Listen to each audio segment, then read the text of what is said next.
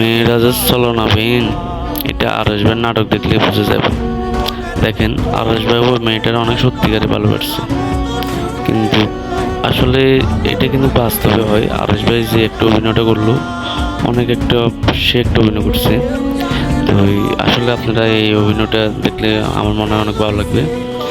আর আরশ ভাইয়ের আমরা এমনি ইভেন্ট, তার নাটক যা দেখি তা অনেক ভালো লাগে। তো সবাই আরশ ভাইয়ের লেগে দোয়া করবে।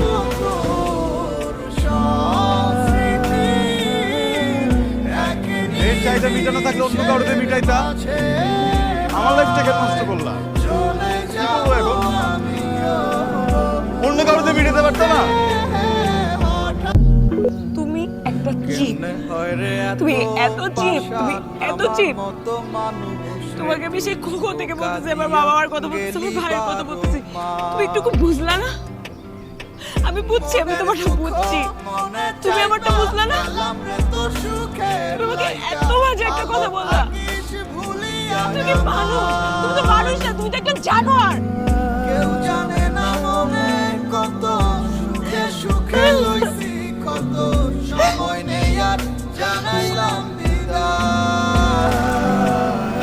ভুলে যাব তোর সব স্মৃতি। যাও যাও এখান থেকে। আমি কি করবো বুঝতেছি না, আমি কিছু বলতে পারছি না। আমি বুঝতেছি, আমি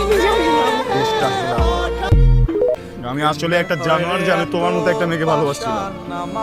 যাও এখান থেকে, যাও এখান থেকে।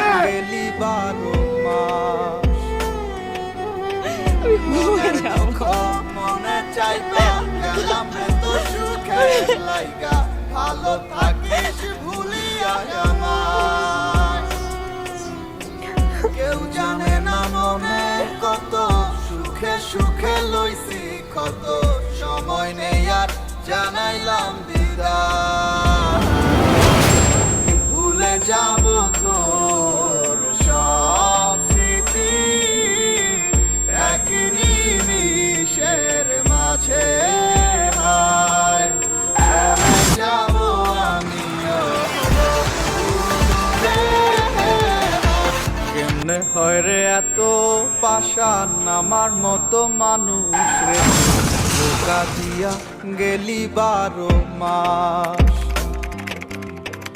মনের দুঃখ মনে চাইবা গেলাম রে তোর সুখের লাইগা, ভালো থাক